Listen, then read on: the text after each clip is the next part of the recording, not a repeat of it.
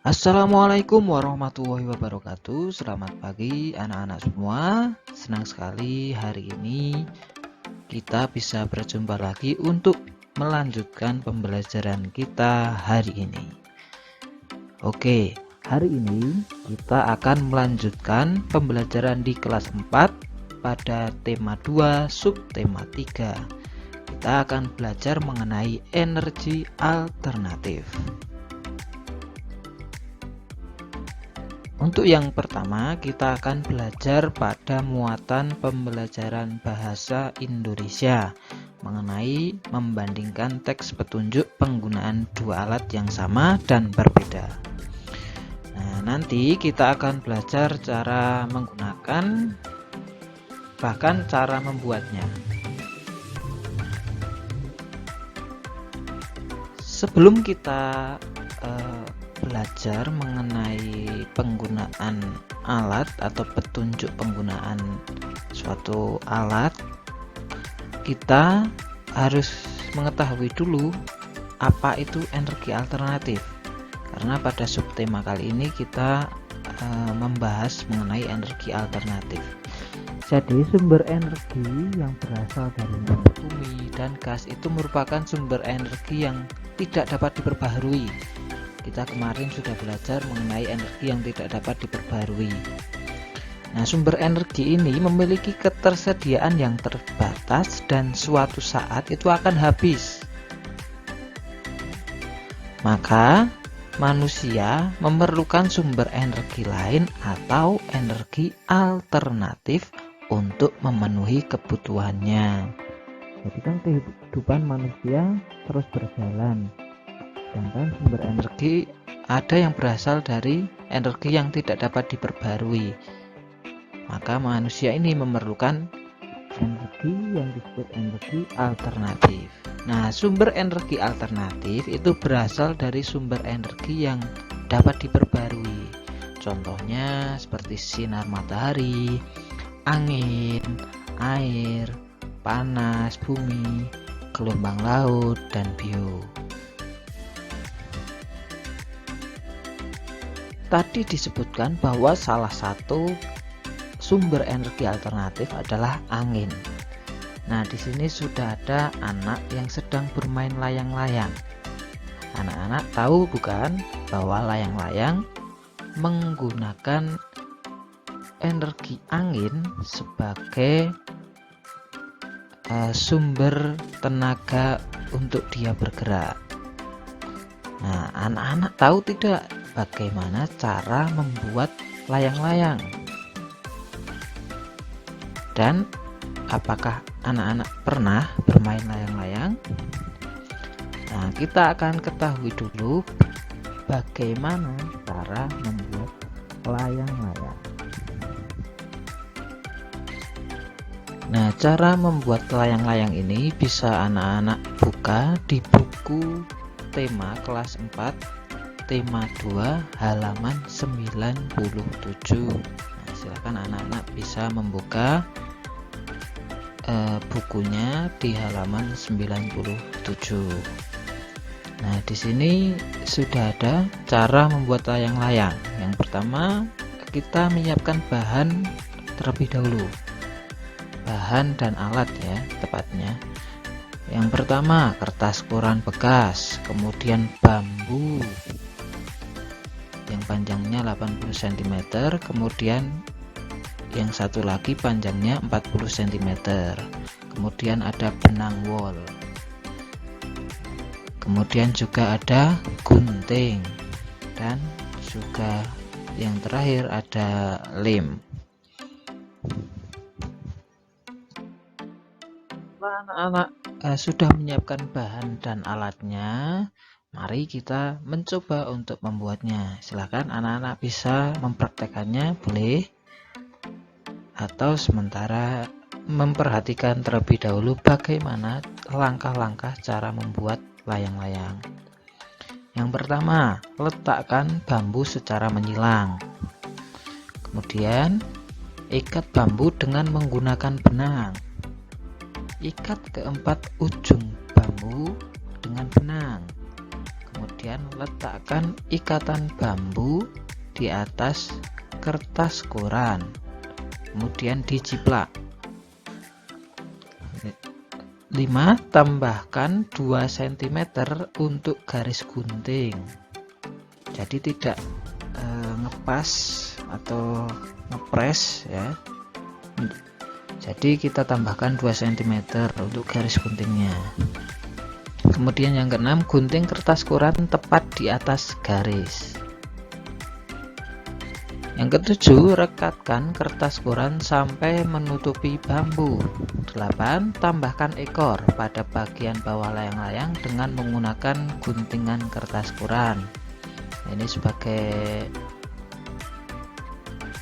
aksesoris dan juga bisa menjadi penyeimbang ya ekor ini. 9.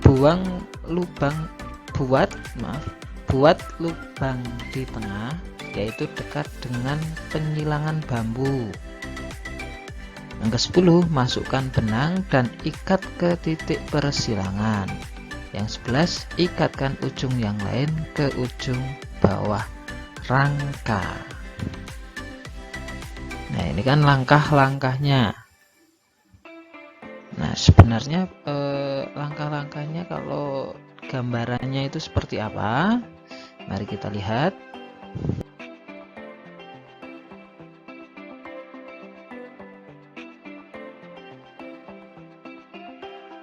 Jika digambar, maka langkah-langkahnya itu seperti ini anak-anak. Nah, mulai dari langkah yang pertama menyilangkan bambu, yang kedua kemudian yang pertama itu menyilangkan bambu, kemudian sekaligus mengikat, yaitu diikat bambunya. Kemudian yang kedua baru benangnya diikatkan di ujung-ujungnya. Yang ketiga itu menjiplak, itu proses menjiplak. Kemudian yang keempat proses menggunting dengan menambahkan 2 cm dari jiplakan. Yang kelima itu sudah ditempelkan, kertasnya sudah menempel di rangka layang-layang tadi. Kemudian yang keenam, di situ menambahkan ekor dan juga sudah dihias ya. Kemudian yang ketujuh itu mengikat tali di layang-layang agar bisa dimainkan. Nah, langkah-langkahnya jika digambarkan seperti ini anak-anak.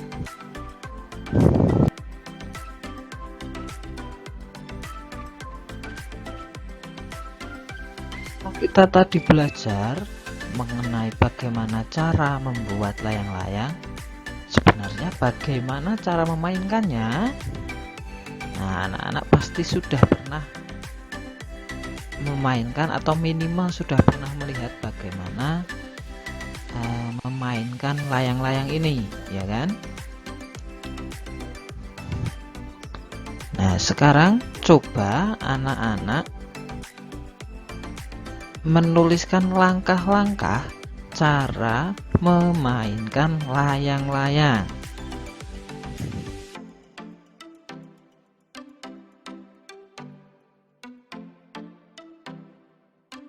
Nah, silahkan anak-anak menuliskan cara memainkan layang-layang. Silahkan langkah-langkahnya bagaimana, ada berapa langkah, silahkan anak-anak bisa menjelaskannya dengan bahasa anak-anak sendiri.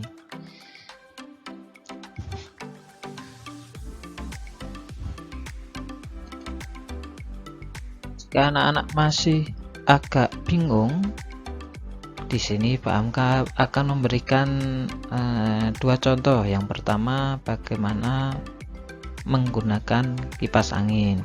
Di sini contoh petunjuk penggunaan kipas angin. Yang pertama, colokan steker ke stop kontak, kemudian tekan tombol off. Ketiga, tarik tuas di bagian atas agar kipas angin bisa bergerak, ya kan, ke kanan dan ke kiri. Yang keempat, atur kecepatan, bisa di angka 1, 2, 3. Kemudian yang kelima, tekan tombol off untuk mematikan. Dan ingat, jauhkan dari jangkauan anak-anak karena nanti dikhawatirkan bisa melukai yaitu putarannya. Nah, ini contoh petunjuk penggunaan kipas angin. Di sini ada contoh kedua dari petunjuk penggunaan alat yaitu setrika. Yang pertama, colokkan steker ke stop kontak. Kemudian yang kedua, atur tingkat panas setrikaannya. Biasanya ada 0, 1, 2, 3, 4 atau biasanya ada pengaturan panasnya sesuai dengan bahan kainnya. Yang ketiga, tunggu beberapa saat hingga panas. Yang keempat, hati-hati jangan sampai tubuh terkena panas ya. Yang kelima, mulailah menyetrika baju atau pakaian yang diinginkan. Yang keenam, jangan lupa untuk mencabut steker bila setrika telah selesai digunakan. Nah, itu dua contoh petunjuk penggunaan alat. Nah, silakan anak-anak bisa menjabarkan atau menjelaskan bagaimana cara memainkan layang-layang.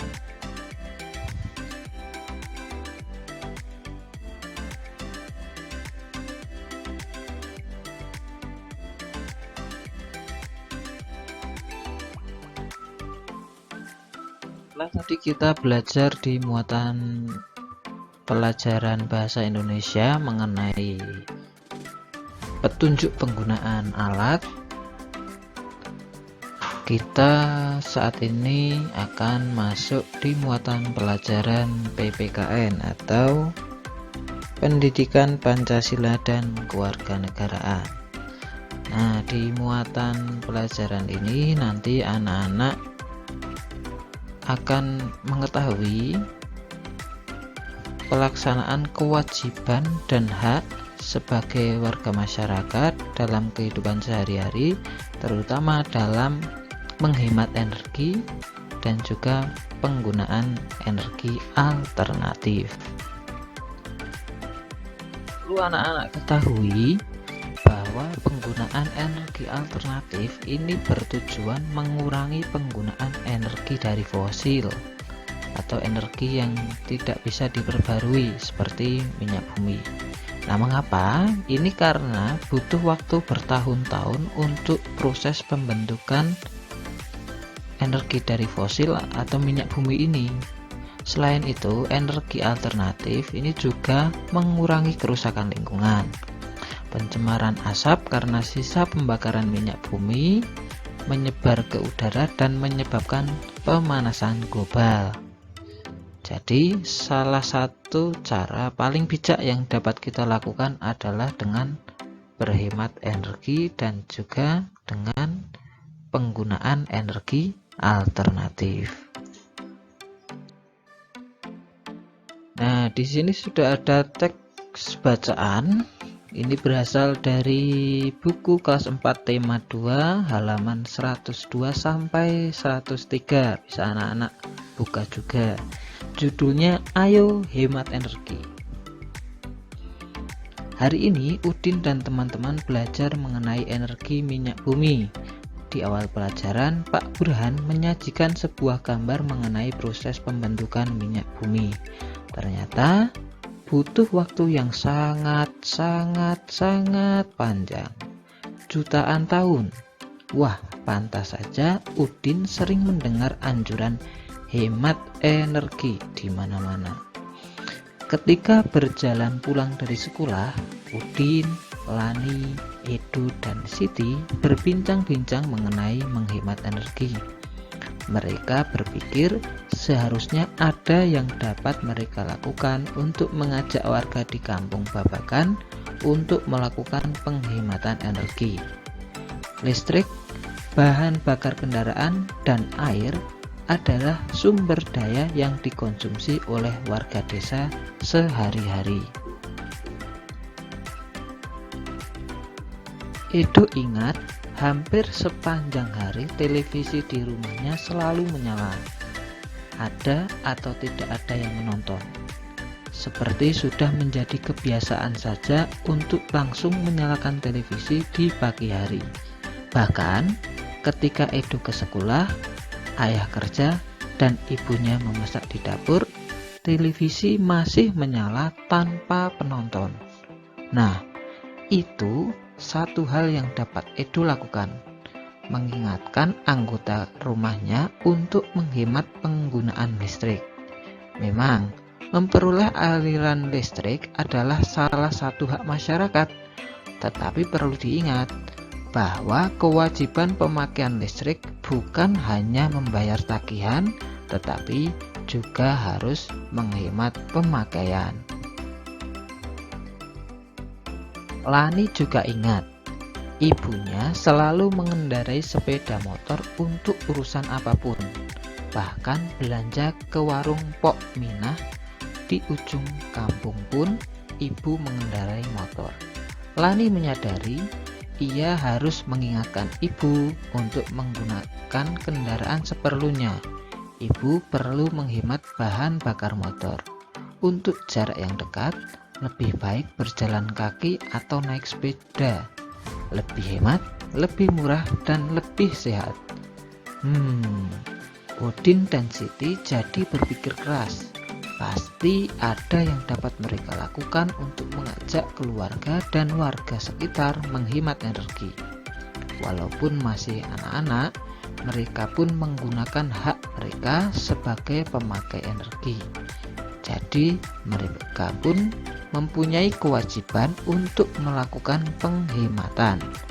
Akan lebih baik lagi jika mereka bisa menjadi pengingat warga.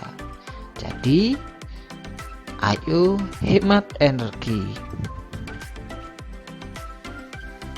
Nah, dari cerita yang tadi Bapak sampaikan, apa yang kalian pelajari? Nah, di sini sudah ada pertanyaan-pertanyaan yang bisa menggiring informasi yang penting dari bacaan yang tadi Bapak bacakan. Yang pertama, mengapa kita perlu menghemat energi? Ayo anak-anak, mengapa kita perlu menghemat energi?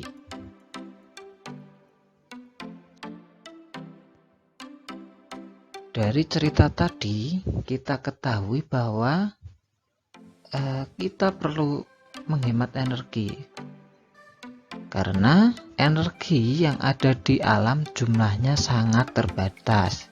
Jika tidak digunakan dengan bijak, maka energi tersebut akan habis.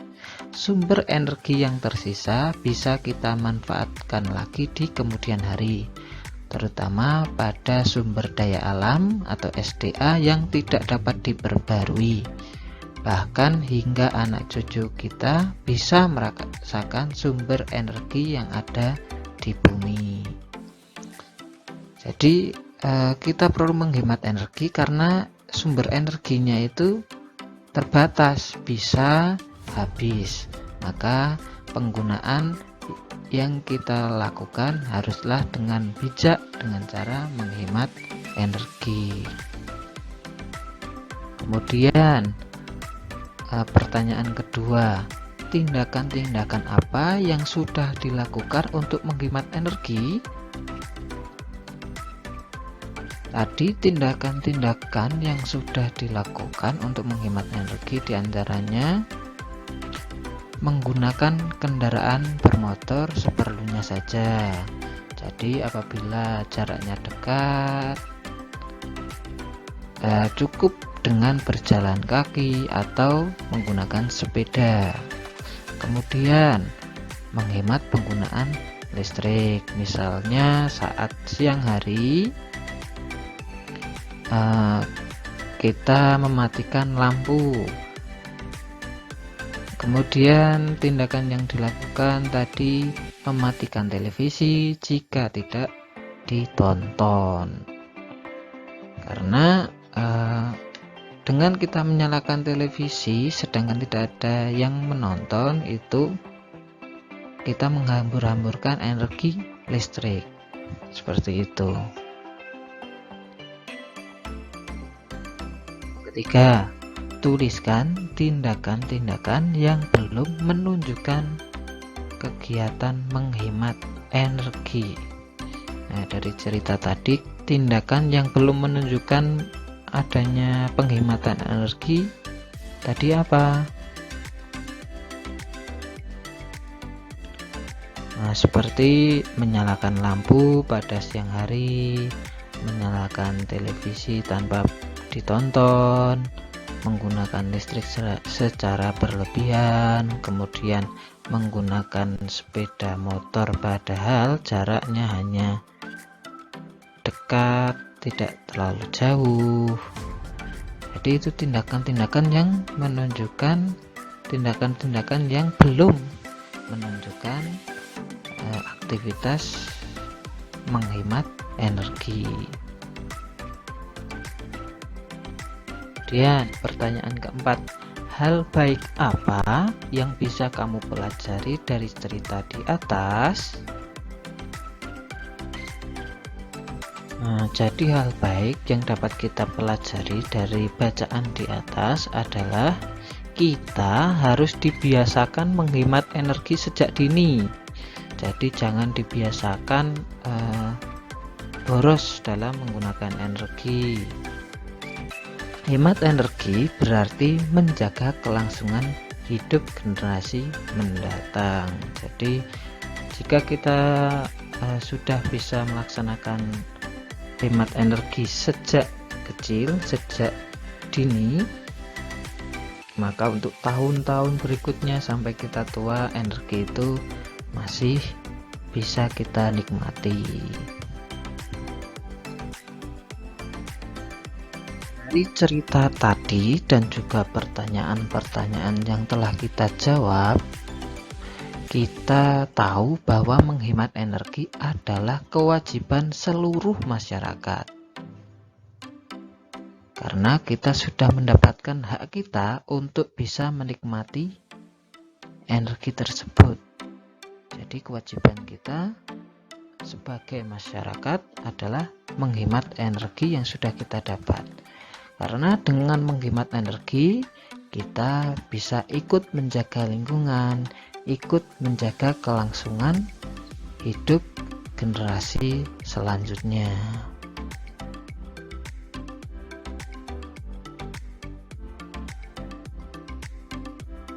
Nah, setelah anak-anak tadi mempelajari kewajiban dalam menghemat energi, kemudian juga energi-energi alternatif, mengapa energi alternatif itu harus kita laksanakan, kemudian mengapa kita harus menghemat energi dalam kehidupan sehari-hari. Nah, sekarang silakan anak-anak mencoba untuk menuliskan 5 tindakan kita di rumah dalam menghemat energi. Tuliskan 5 saja tindakan di rumah dalam upaya kita menghemat energi. Oke, selamat mengerjakan. Oke, setelah tadi kita belajar mengenai tindakan menghemat energi di muatan pelajaran PPKN. Sekarang kita lanjut pada muatan pelajaran IPA mengenai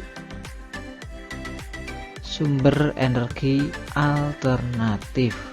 Nah, karena dari awal tadi kan dibahas mengenai penghematan energi, kemudian penggunaan energi alternatif. Nah, seperti apa energi alternatif?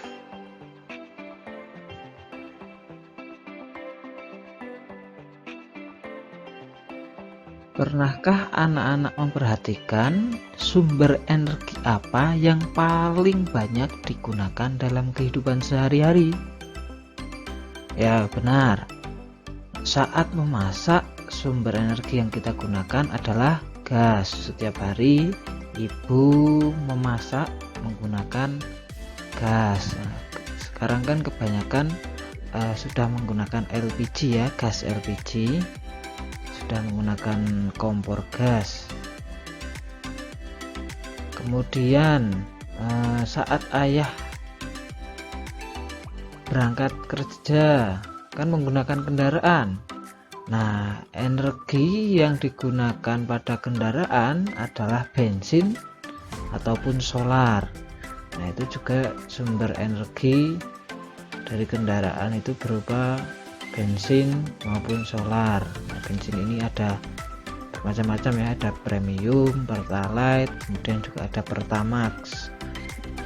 Nah, kemudian yang paling sering di rumah, misalkan kalian lihat HP sekarang ini atau laptop, nah ini kan diisi dayanya, diisi baterainya itu menggunakan energi apa?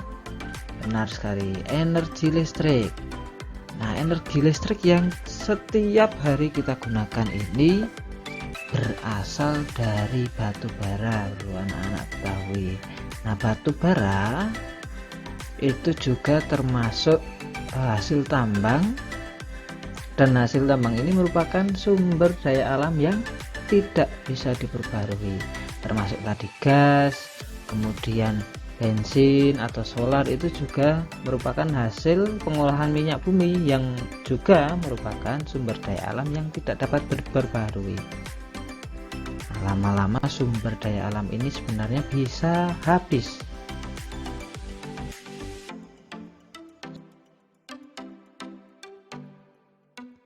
Perlu anak-anak ketahui bahwa proses pembentukan minyak bumi, kemudian juga batu bara dan barang tambang lainnya yang merupakan sumber daya alam yang tidak dapat diperbaharui ini berasal dari fosil.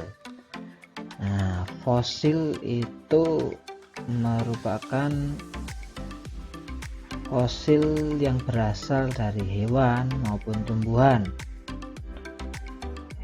makhluk hidup yang mati berjuta-juta tahun yang lalu, kemudian bangkainya itu menjadi bebatuan atau yang disebut dengan fosil. Nah, proses dari fosil menjadi minyak bumi dan barang tambang lainnya ini memerlukan waktu yang sangat lama, berjuta-juta tahun. Nah, maka dari itu dalam penggunaannya itu kita diharuskan untuk menghemat energi yang kita gunakan setiap harinya.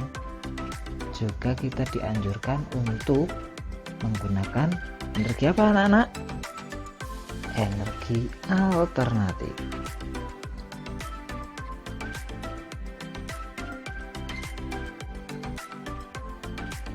Di sekitar kita terdapat beberapa sumber energi yang bisa terus ada atau bisa diadakan kembali. Nah, sumber energi tersebut adalah cahaya matahari, air, angin, panas bumi, dan bahan bakar bio. Cahaya matahari, air, angin, dan panas bumi ini bisa dimanfaatkan untuk menghasilkan listrik. Nah, di sini sudah ada dua gambar. Yang kiri yang seperti pabrik itu sebenarnya adalah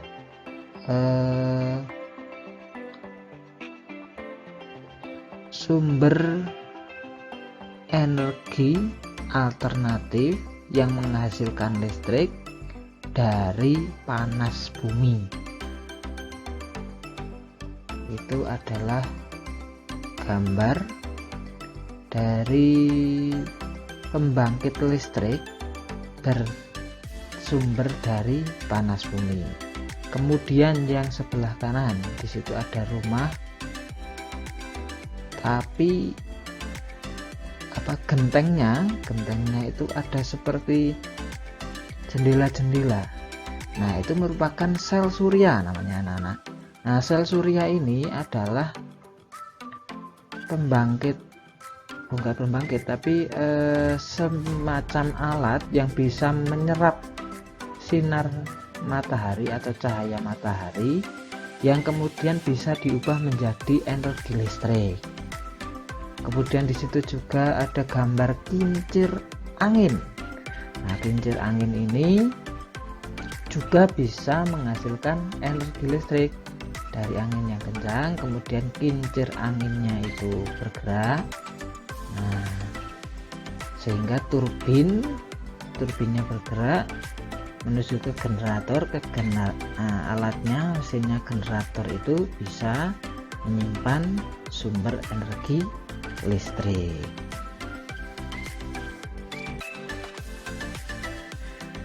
Nah, dari yang telah Pak Amka jelaskan tadi, kita ketahui bahwa energi yang dihasilkan dari sumber energi yang terus ada atau bisa diadakan kembali, tadi contohnya seperti cahaya matahari, air, angin, itu kan energi yang terus ada. Nah, ini disebut energi alternatif.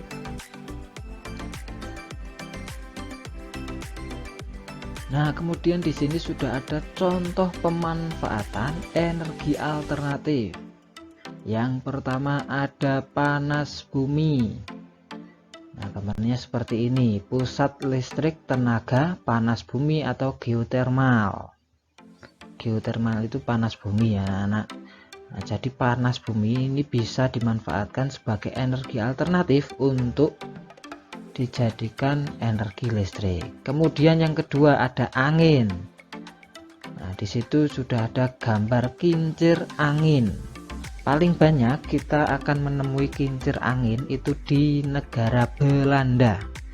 Nah, karena di sana itu anginnya kencang, sehingga kincir angin ini bisa menghasilkan energi listrik. Kemudian yang ketiga di situ contohnya ada air. Nah, air di situ ada bendungan ya. Jadi gelombang air, arus air atau air terjun itu bisa menggerakkan generator yang bisa menghasilkan energi listrik. Kemudian yang keempat di situ contohnya ada sinar matahari. Di situ ada gambar sel surya sebagai penyerap cahaya matahari yang kemudian diubah menjadi energi listrik. Nah, di situ contoh-contoh pemanfaatan energi alternatif. Kalau energi alternatif ini bisa diterapkan, ini pasti bumi menjadi sangat bersih ya anak-anak ya. Karena di situ yang seperti pabrik itu bukan pabrik ya, itu panas bumi. Jadi itu kepalan asapnya itu merupakan uap dari panas bumi, bukan asap tapi uap dari panas bumi. Jadi apabila energi alternatif ini bisa diterapkan, maka bumi bisa menjadi sehat juga, karena pemanfaatan energi alternatif ini juga melindungi lingkungan sekitar.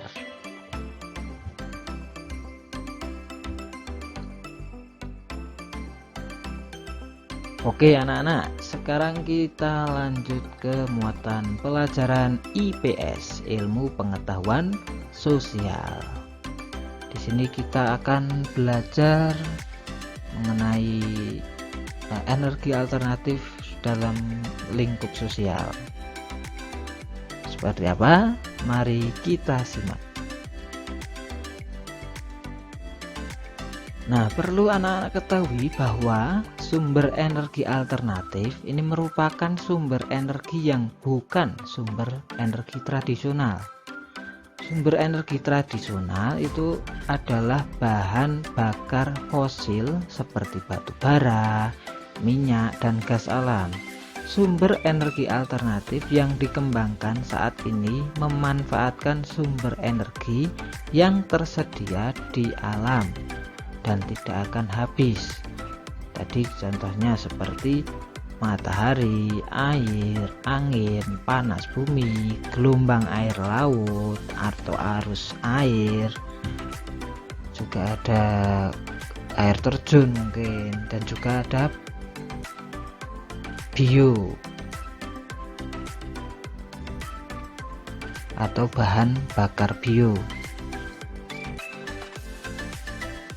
Oke, di sini sudah ada bahan bacaan mengenai minyak jarak sebagai sumber energi alternatif. Ini bisa anak-anak buka di buku tema kelas 4 tema 2 halaman 100. Oke, akan Bapak bacakan teks bacaan berjudul minyak jarak sebagai sumber energi alternatif. Minyak jarak mulai dikenal sebagai sumber energi alternatif biodiesel. Biodiesel dihasilkan dari minyak yang diperoleh dari biji tanaman jarak yang banyak tumbuh di daerah tropis seperti di Indonesia.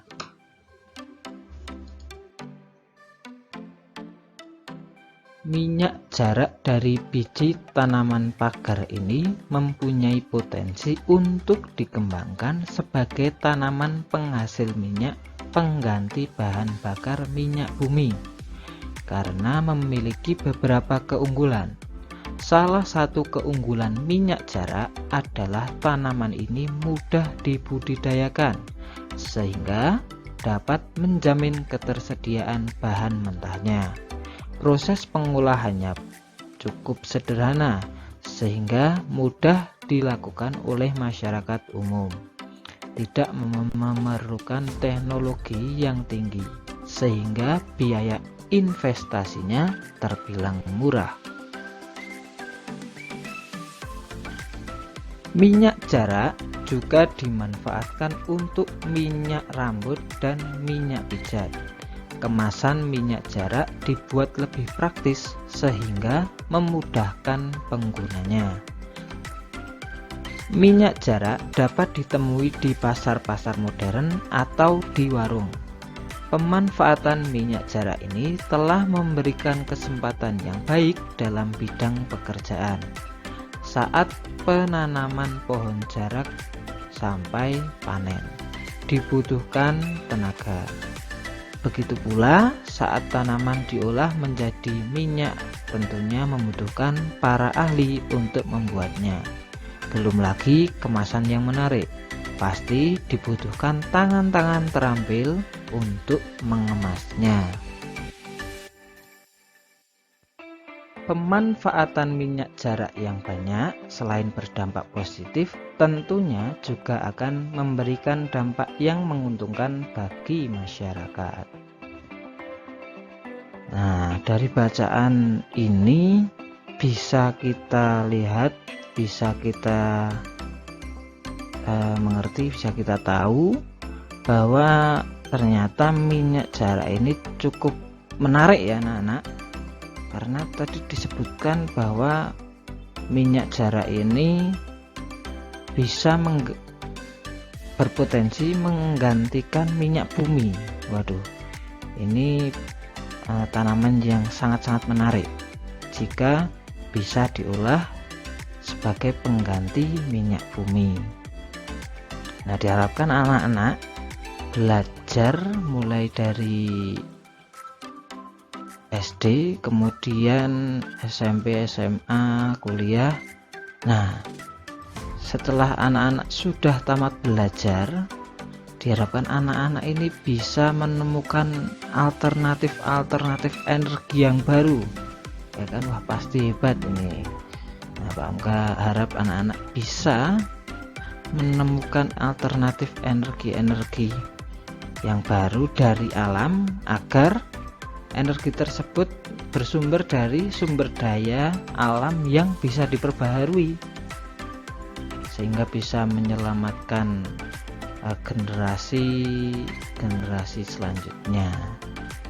Nah, bahkan seperti yang dijelaskan tadi, minyak jarak itu berpotensi juga dalam meningkatkan sektor bidang pekerjaan. Jadi banyak orang yang bisa bekerja dari pengolahan, dari mulai penanaman, panen, kemudian pengolahan, bahkan tadi pengemasannya. Waduh, ini kalau sudah bisa dalam pengolahan pengganti minyak bumi, wah pasti akan banyak lagi masyarakat yang diuntungkan, yang mendapat pekerjaan dari minyak jarak. Nah, diharapkan anak-anak bisa menemukan atau bisa mengembangkan sumber daya menjadi energi alternatif. Nah, ayo mencoba. Setelah tadi anak-anak telah membaca dan mendengarkan apa itu minyak jarak sebagai energi alternatif.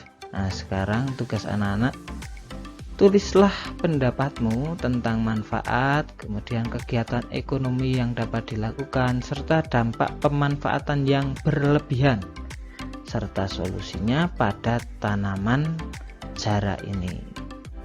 Nah, silakan anak-anak bisa berdiskusi dengan teman, dengan orang tua tentunya, karena yang di rumah dibantu oleh orang tua, atau dengan kakak atau dengan saudara tentang minyak jarak ini. Nah, silakan anak-anak bisa menuliskan manfaatnya, tadi sudah ada kalau manfaatnya. Kemudian kegiatan ekonomi sudah disinggung tadi, bisa anak-anak kembangkan kegiatan ekonominya yang lebih luas lagi. Kemudian dampak pemanfaatan yang berlebihan, wah bagaimana ini kalau berlebihan pemanfaatannya. Nah, kemudian solusinya bagaimana. Nah, silakan anak-anak tulis pendapat tentang minyak jarak ini.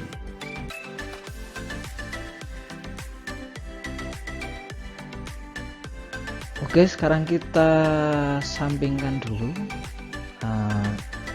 bacaan tadi tentang minyak jarak atau tanaman jarak. Sekarang kita masuk ke muatan pelajaran SBDP mengenai tanda tempo dan tinggi rendah nada. Mari kita bernyanyi ya.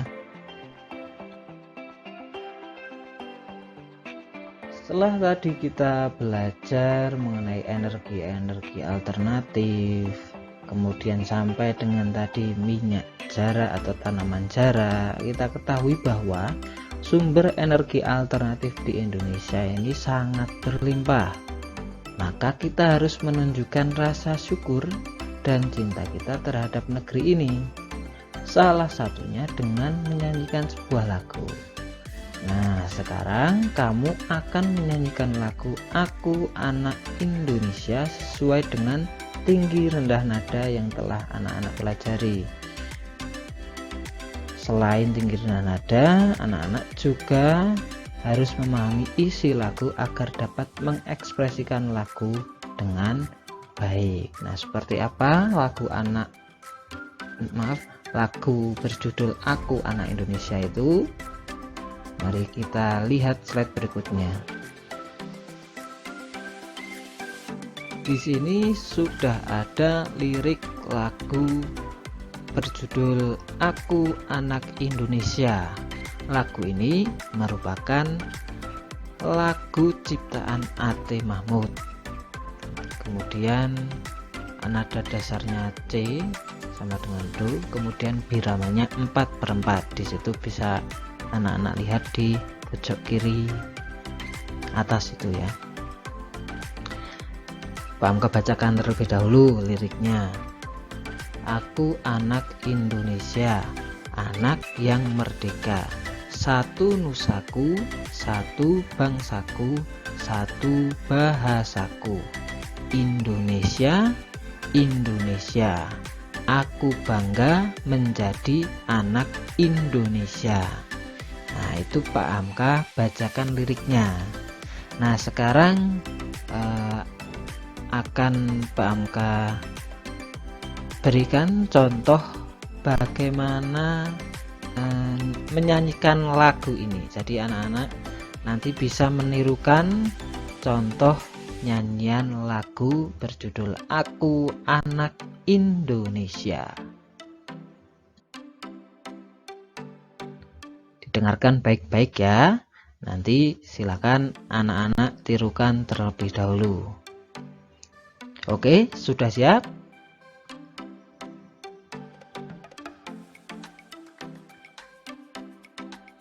Inilah lagu berjudul Aku Anak Indonesia ciptaan A.T. Mahmud. Aku anak Indonesia, anak yang merdeka, satu nusaku, satu bangsaku, satu bahasaku. Indonesia, Indonesia, aku bangga menjadi anak Indonesia.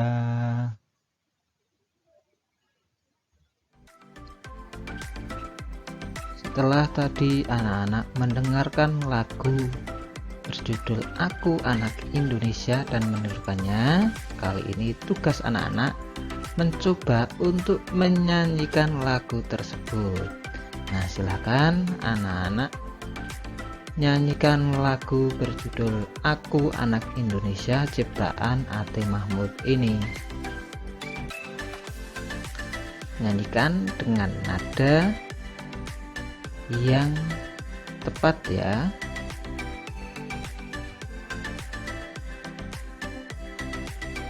Nah, demikian tadi pembelajaran kita untuk tema 2 subtema 3. Semoga anak-anak bisa memahami apa yang Bapak sampaikan untuk materi energi alternatif ini. Oke, cukup sekian dan terima kasih. Ingat, tetap sehat dan tetap semangat.